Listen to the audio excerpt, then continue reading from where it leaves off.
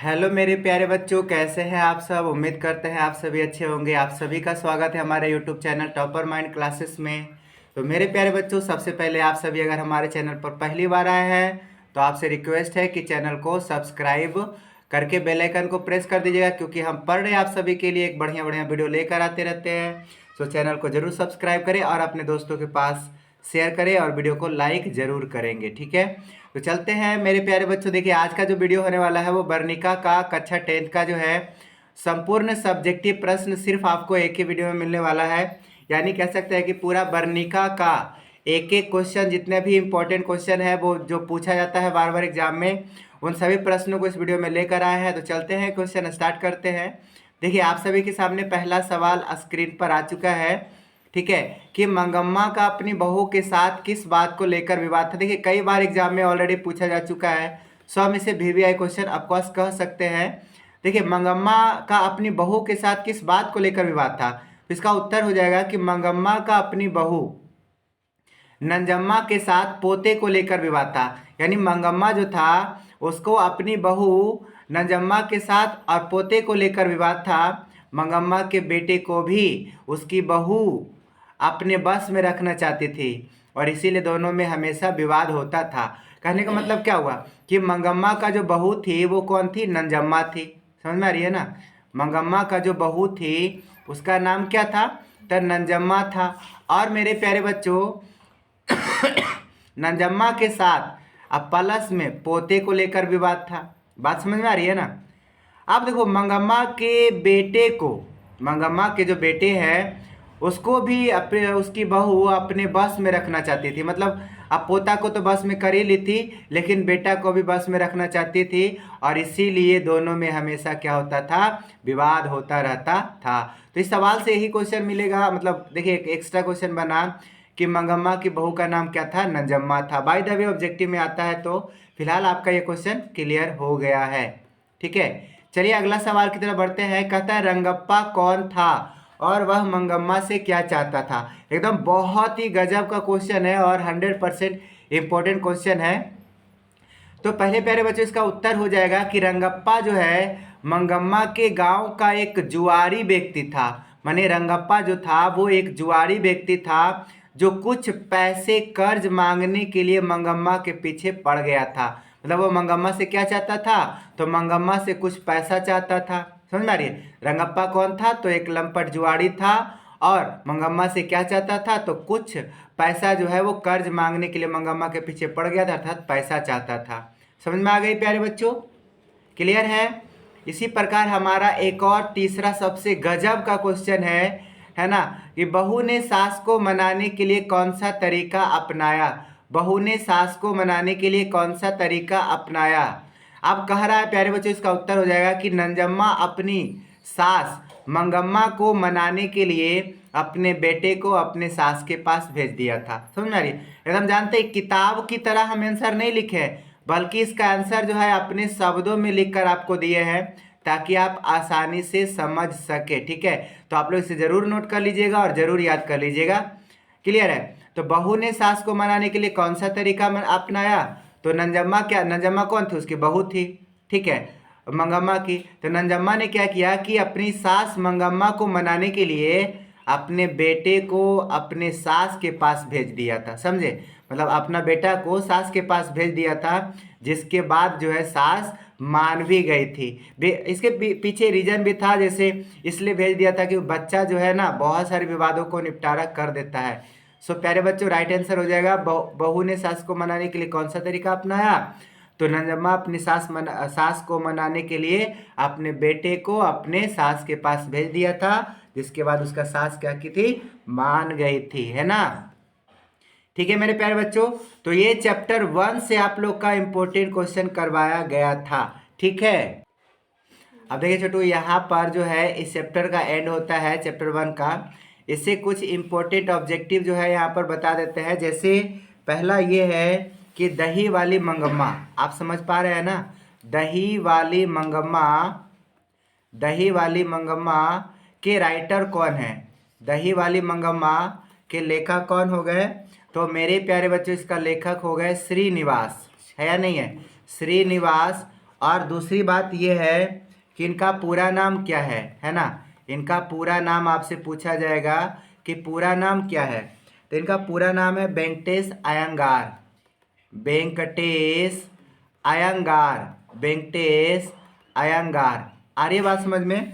Clear है। इनका जन्म कब हुआ था तो ये भी हम आपको बता देते हैं। इनका जो जन्म हुआ था वह 6 जून 1891 ईस्वी को हुआ था। इनका जन्म 6 जून 1891 ईस्वी को हुआ था। और कहाँ हुआ था, इनका जन्म स्थान क्या है तो वो भी हम आपको बता देते हैं। इनका जो जन्म स्थान है वह है कोलार कर्नाटक। समझ में आ रही है? कोलार कर्नाटक, यानी इनका जो जन्म हुआ था कोलार कर्नाटक में हुआ था। क्लियर है प्यारे बच्चों? उसके बाद हम ये कह सकते हैं, इसमें से एक क्वेश्चन और भी पूछता है कि इनका रूपांतरण किसने किया था। मतलब हिंदी में जो रूपांतरण है वह किसने किया, हिंदी रूपांतरण। समझ में आ रही है? हिंदी रूपांतरण किसने किया तो ये पूछा जाएगा। तो याद रखना है B.R. नारायण ने किया था। B.R. नारायण ने किया था। तो ये क्वेश्चन कुछ आपसे पूछा जाएगा इसमें से, जो आप 100% बता दीजिएगा। ठीक है, चलिए इसके बाद हम लोग चलते हैं दूसरा चैप्टर की तरफ, चैप्टर नंबर 2। अब चैप्टर नंबर 2 का नाम क्या है वो आप सभी जानते होंगे, है ना। देखिए चैप्टर नंबर 2 का जो नाम है मेरे प्यारे बच्चों,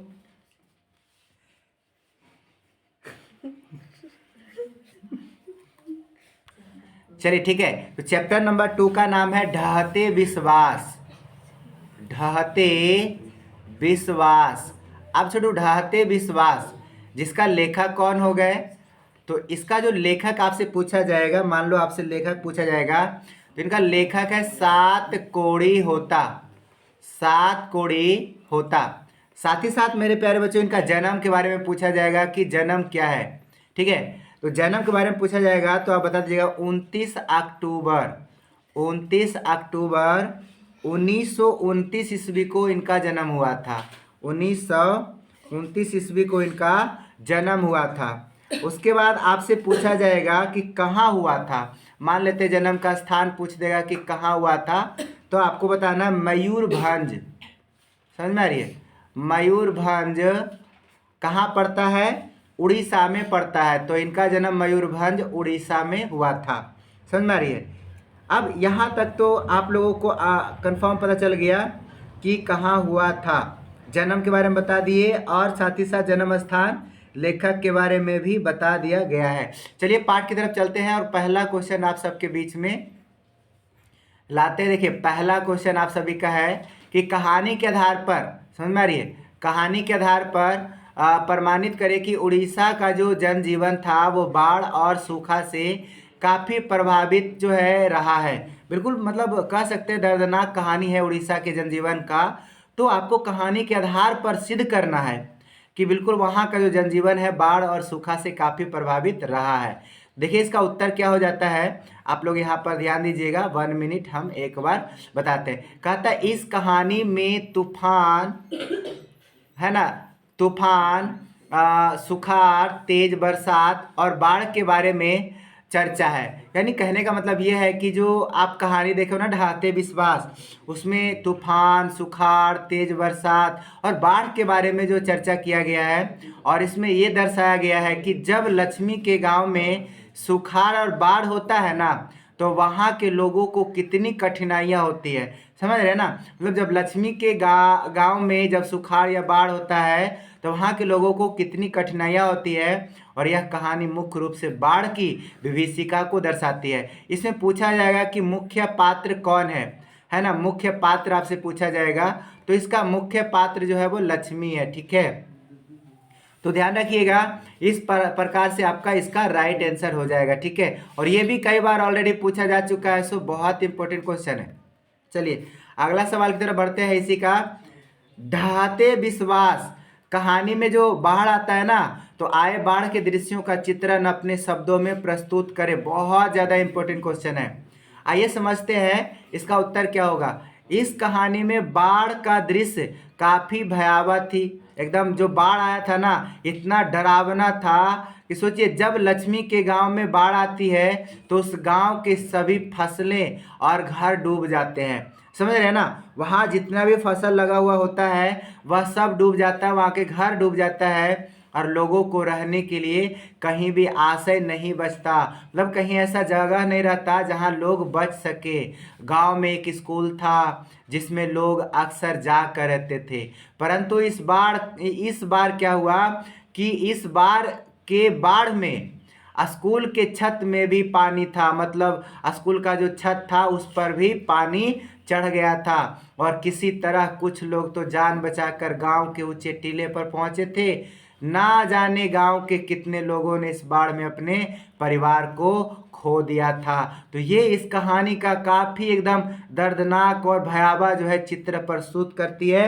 तो उम्मीद करते हैं कि आप इस कहानी को समझ गए होंगे और इसका आंसर आप आसानी से एग्जाम में लिख पाएंगे। ठीक है, इसके बाद प्यारे बच्चों एक और बात मान लो आप लोग के माइंड में होगा कि सर इसका पीडीएफ कैसे मिलेगा। तो डोंट वरी, हम आपको देने के लिए तैयार है, पर उसके लिए एक छोटा सा काम है कि आपको लिंक में जो दिया गया व्हाट्सअप, उसमें जो है व्हाट्सअप का डिस्क्रिप्शन में लिंक दिया हुआ है, वहाँ से जा कर के व्हाट्सअप ज्वाइन कर लीजिए और इस पीडीएफ को डाउनलोड कर लीजिए। ठीक है, चलिए मेरे प्यारे बच्चों अगला सवाल है, लक्ष्मी के व्यक्तित्व पर विचार करें। लक्ष्मी के व्यक्तित्व पर विचार करें। देखिए कहता है ना, इसका उत्तर हो जाएगा मैंने कहे का मतलब क्या हुआ, लक्ष्मी का व्यक्तित्व कैसा है, उसका नेचर पूछ रहा है, उसका नेचर कैसा है ये पूछ रहा है। तो देखिए इसका राइट आंसर क्या होगा कि लक्ष्मी यानी ढहते विश्वास कहानी की एक मुख्य पात्र है। जैसा कि अभी मैंने बताया था, वह बहुत ही साहसी औरत थी। लक्ष्मी कोई माने डरपोखी औरत नहीं थी, एकदम साहसी औरत थी। वह अपने 4 बच्चों के साथ अकेले जीवन यापन करती थी, क्योंकि उसका पति का क्या नाम था, लक्ष्मण, जो कि कोलकाता में नौकरी करता था, काम करता था। जब उसके गांव में बाढ़ आती है तो वह पूरी कोशिश करके खुद को और बच्चे को यहाँ से बाहर निकालती है। समझ रहे ना, तो लक्ष्मी का नेचर कैसा है, बहुत ही साहसी औरत थी और साथ ही साथ 4 बच्चों के साथ अकेले रहती थी, है ना। उसका पति लक्ष्मण जो कि बाहर यानी कोलकाता में नौकरी करता था, और जब भी गांव में बाढ़ आती थी तो वह पूरी कोशिश करके खुद को भी और बच्चों को भी वहां से बाहर निकालती थी। तो ये कोई नॉर्मल खेल थोड़ी ना है कि नहीं। तो समझ में आ गया इसका आंसर क्या होगा। चलिए तो मेरे प्यारे बच्चों यहाँ जो है आप लोगों का चैप्टर 2 क्लियर हो गया होगा। अब देखिए चैप्टर 3 है। अब चैप्टर 3 का नाम क्या है, तो चलते हैं चैप्टर 3 के तरफ और देखेंगे कि चैप्टर 3 का नाम क्या है। देखिए चैप्टर 3 का नाम आप लोगों को मालूम होगा शायद, माँ, है ना। क्या नाम है, माँ। और इसका लेखक कौन हो गए, तो इसका लेखक है ईश्वर पेटलिकर। ईश्वर पेटलिकर, है ना। इसका लेखक कौन है छोटू, तो ईश्वर पेटलिकर है इसका राइटर। अब बात करते हैं कि इनका जो है जन्म के बारे में तो बुक में कहीं दिया हुआ नहीं है कि जन्म कब हुआ था, तो ज़्यादा हम आपको बताएंगे नहीं, लेकिन हाँ इतना बता देते हैं कि ये गुजराती है। मैंने कहे का मतलब ये हुआ कि ये जो कहानी है ना, ये गुजराती कहानी है, सो आप इसको अच्छा से याद रखिएगा, गुजराती कहानी है। समझ आ रही है ना। चलिए हम लोग सीधे चलते हैं प्रश्न और उत्तर की तरफ। देखिए इसका पहला क्वेश्चन क्या है कि मंगू के प्रति माँ और परिवार के अन्य सदस्यों के व्यवहार में जो फर्क है उसे अपने शब्दों में लिखे। एकदम बहुत ज़्यादा इंपॉर्टेंट क्वेश्चन है। ठीक है छोटू, 100% इसको याद कर लेना है। अब आइए इसका उत्तर देखते हैं। पहले प्रश्न समझ गए ना कि मंगू के प्रति जो माँ है और उनका परिवार है और परिवार के जो अन्य सदस्य है, वो बताइएगा कि उनका व्यवहार में क्या फ़र्क होता है, अपने शब्दों में बताना है। तो देखिए ये भी दर्दनाक कहानी है कि मंगू के प्रति माँ और परिवार के अन्य सदस्य में, मंगू के प्रति जो माँ है और परिवार के जो अन्य सदस्य है उसमें आसमान जमीन का फर्क है, मतलब जमीन आसमान का फर्क है। माँ का सोच अलग है, परिवार के अन्य सदस्यों का जो सोच है वो अलग है। माँ जहाँ अपने पागल और गूंगी बेटी से बहुत ज़्यादा प्यार करती थी, माँ जो है अपनी पागल और गूंगी बेटी से बहुत ज़्यादा प्यार करती थी। अब वहीं पर आप देखेंगे कि परिवार के जो अन्य सदस्य थे वो मंगू को घर का बोझ समझते थे। तो बताया जमीन आसमान का फर्क हुआ कि नहीं। माँ बहुत ज़्यादा अपनी बेटी से प्यार करती थी, जबकि परिवार के अन्य सदस्य जो है मंगू को घर का बोझ समझते थे। वे चाहते थे कि मंगू को अस्पताल छोड़ दिया जाए या मंगू घर पर ही मर जाए तो कोई दिक्कत नहीं है। बताइए, बोझ थे तभी ना ऐसा बोलते थे। तो ये था माँ और परिवार के अन्य सदस्यों के व्यवहार में फर्क, जो आप लोगों को अच्छी तरह से समझ में आ गया होगा। मान लो आपसे पूछेगा कि बताइएगा कि माँ और अन्य परिवार के सदस्यों के बीच क्या फर्क है व्यवहार का, तो बता दीजिएगा कि मंगू के प्रति माँ और परिवार के अन्य सदस्यों के बीच में जमीन और आसमान का फर्क था। जहाँ माँ मंगू को पागल मंगू जो थी ना, पागल गूंगी, अपनी बेटी से ज़्यादा प्यार करती थी, वहीं परिवार के अन्य सदस्य जो है मंगू को घर का बोझ समझते थे। और वो लोग क्या चाहते थे कि मंगू को अस्पताल छोड़ दिया जाए या फिर मंगू घर पर ही मर जाए, तो कोई दिक्कत नहीं है। समझ में आ गई ना आप लोग को। चलिए, इसके बाद हम लोग एक और क्वेश्चन देखेंगे इसमें से कि माँ मंगू को अस्पताल में क्यों भर्ती नहीं कराना चाहती थी। विचार करें, यह भी कितना बढ़िया सवाल है। बताइए, अस्पताल में भर्ती कराने के लिए क्यों नहीं चाहती थी माँ। इसका उत्तर हो जाएगा कि माँ मंगू को अस्पताल में भर्ती कराना नहीं चाहती थी, क्योंकि माँ को ऐसा लगता था कि उसकी पागल और गूंगी बेटी मंगू का अस्पताल में ठीक से ख्याल नहीं रखा जाएगा। समझ में आ रही है ना। माँ को डर था कि जो अस्पताल में अगर भर्ती करा देंगे तो अस्पताल में उसकी बेटी को अच्छा से कोई ख्याल नहीं रखेगा। उसे लगता था कि मंगू की सेवा अस्पताल में कौन करेगा। समझ रहे ना। और यही सब बात को सोच समझ करके माँ मंगू को अस्पताल में भर्ती नहीं कराना चाहती थी। समझ में आ गया। तो आपसे पूछा जाएगा कि माँ मंगू को अस्पताल में क्यों भर्ती नहीं कराना चाहती थी, तो मेरे प्यारे बच्चों इसका उत्तर आप लिख दोगे कि माँ मंगू को अस्पताल में भर्ती कराना नहीं चाहती थी, क्योंकि माँ को ऐसा लगता था उसकी पागल और गूंगी बेटी मंगू का अस्पताल में ठीक से ख्याल नहीं रखा जाएगा, और उसे लगता था कि मंगू की सेवा अस्पताल में कौन करेगा। और इन्हीं बातों को सोचकर मंगू को अस्पताल में भर्ती नहीं कराना चाहती थी। क्लियर है आप लोगों का। चलिए, अगर आप लोग को वीडियो अच्छा लगता है तो आप लोग हमें कमेंट सेक्शन में ज़रूर बताएंगे कि हाँ सर, आपका वीडियो बहुत अच्छा लगता है। साथ ही साथ आप लोग वीडियो को अभी भी लाइक कर दीजिए अगर नहीं किए हैं तो। चलिए आगे बढ़ते हैं एक और धाकड़ सवाल के साथ।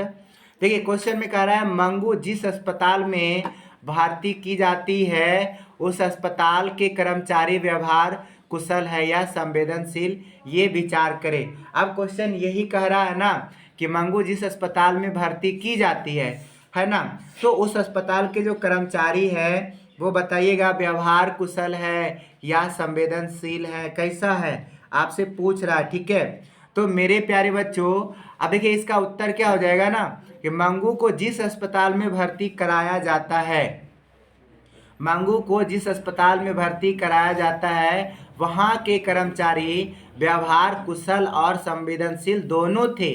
मैंने भले डर था मंगू माँ को, लेकिन रियल में कर्मचारी व्यवहार कुशल और संवेदनशील दोनों थे, क्योंकि वहाँ मरीजों का ख्याल अच्छे से रखा जाता था। किसी भी मरीज के साथ जो है गलत तरीके से पेश नहीं आते थे।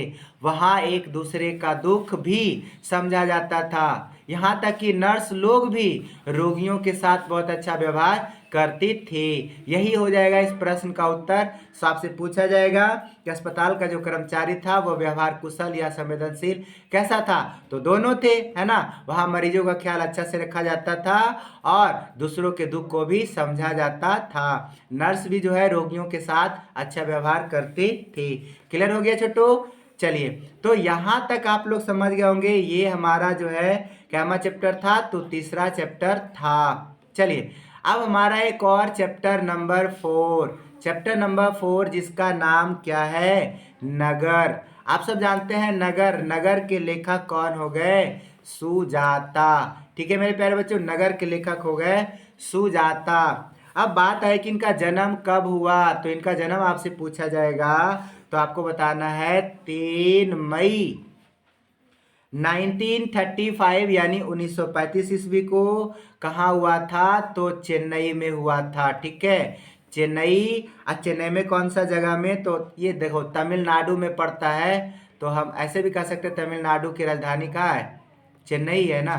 तो यह हो जाएगा चेन्नई तमिलनाडु में। क्लियर है। अब कहा देगा कि इस कहानी का अनुवादक कौन थे, मैंने कहानी का अनुवाद किसने किया था? तो याद रखिएगा के ए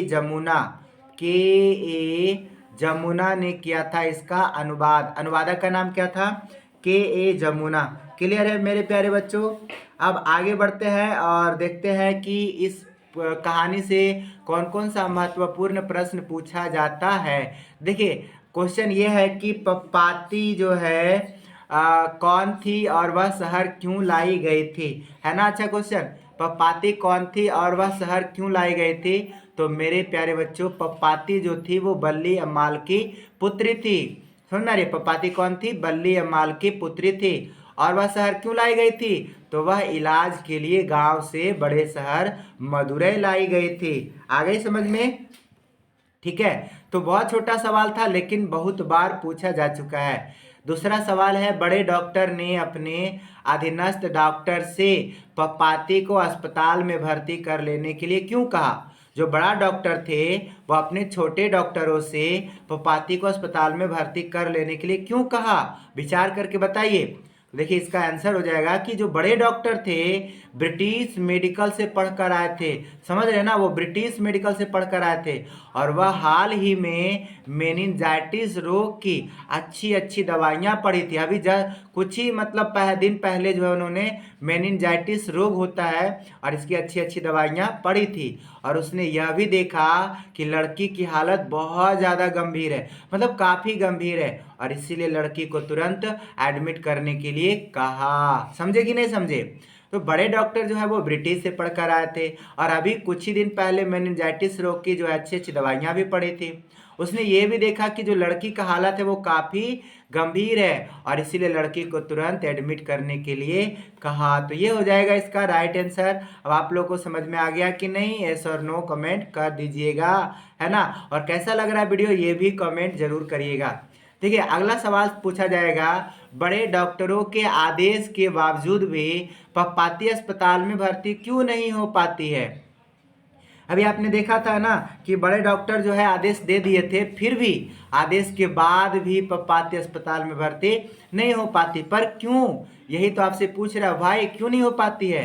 देखिए उसका उत्तर हो जाएगा कि बड़े डॉक्टर के आदेश के बावजूद भी पपाती अस्पताल में भर्ती नहीं हो पाती है। मालूम है, बड़े डॉक्टर के आदेश के बावजूद भी पपाती अस्पताल में भर्ती नहीं हो पाती है क्योंकि बड़े डॉक्टर को छोड़कर वहाँ के अन्य कर्मचारी जो है ना वो कार्य कुशल नहीं थे। मतलब बड़ा डॉक्टर ही केवल एक्टिव डॉक्टर थे, बाकी वहाँ के जितने भी कर्मचारी था वो कार्य कुशल नहीं था, मतलब सब एक नंबर का कोढ़ी था। समझ में आ रही है ना।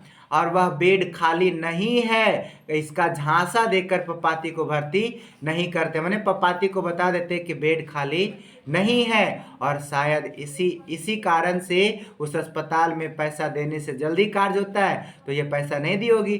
तो कहने का मतलब ये हुआ कि बड़े डॉक्टर के आदेश के बावजूद भी पपाती अस्पताल में भर्ती क्यों नहीं हो पाई? क्योंकि वो पैसा नहीं देती और शायद जो पैसा देता है उसका भर्ती जल्दी हो जाता है। और शायद दूसरा बात यह भी है कि वहाँ के कर्मचारी कार्य कुशल नहीं था। तो आप एकदम मिला जुला करके भी अगर लिख दोगे एग्जाम में तो फाइनली है कि आपका आंसर जो है दे दिया जाएगा और जो भी 2 नंबर का सवाल आएगा तो आपको मिल जाएगा, काटेगा नहीं 100%। ठीक है, चलिए एक और सवाल लेते हैं। ये हमारा अगला चैप्टर से है जिसका नाम भी आप लोगों को बता देते हैं, चैप्टर नंबर 5। चैप्टर नंबर 5 जिसका नाम क्या है? जिसका नाम है मेरे प्यारे बच्चों, धरती कब तक घूमेगी। धरती कब तक घूमेगी, समझ रहे हैं ना, धरती कब तक घूमेगी। ये हमारा चैप्टर नंबर 5 है, धरती कब तक घूमेगी। और इसका लेखक कौन है? इसका लेखक कौन है? तो आप सब जानते हैं सावरदैया। सावरदैया, समझ में आ रही है ना। सावरदैया इसका लेखक हो गया। और पूछा जाएगा ये कहाँ की कहानी है? तो राजस्थानी, समझ में आ रही है, ये भी राजस्थानी कहानी है। अब देखो कहने का मतलब ये है, इनका जन्म पूछा जाएगा तो जन्म तो इसमें है नहीं, हाँ पर अनुवाद अगर पूछा जाएगा तो नाम नहीं बताया गया, सो इसलिए हम इसको छोड़ देते हैं, बस इतना तक है। मुख्य पात्र आपसे पूछा जाएगा कि मुख्य पात्र कौन है, तो इसका मुख्य पात्र कौन है बाबू, सीता। चलिए प्रश्न की तरफ बढ़ते हैं। सीता अपने घर में क्यों घुटन महसूस करती है, बहुत ज्यादा इंपॉर्टेंट क्वेश्चन है, अपने घर में क्यों घुटन महसूस करती है। तो देखिए इसका उत्तर हो जाएगा, सीता अपने घर में घुटन महसूस करती है क्योंकि सीता का जो है इतना बड़ा परिवार होने के बावजूद भी परिवार के लोग सीता से अच्छे से बातचीत नहीं करते हैं, ना उनके बेटे ना उनकी बहुएं।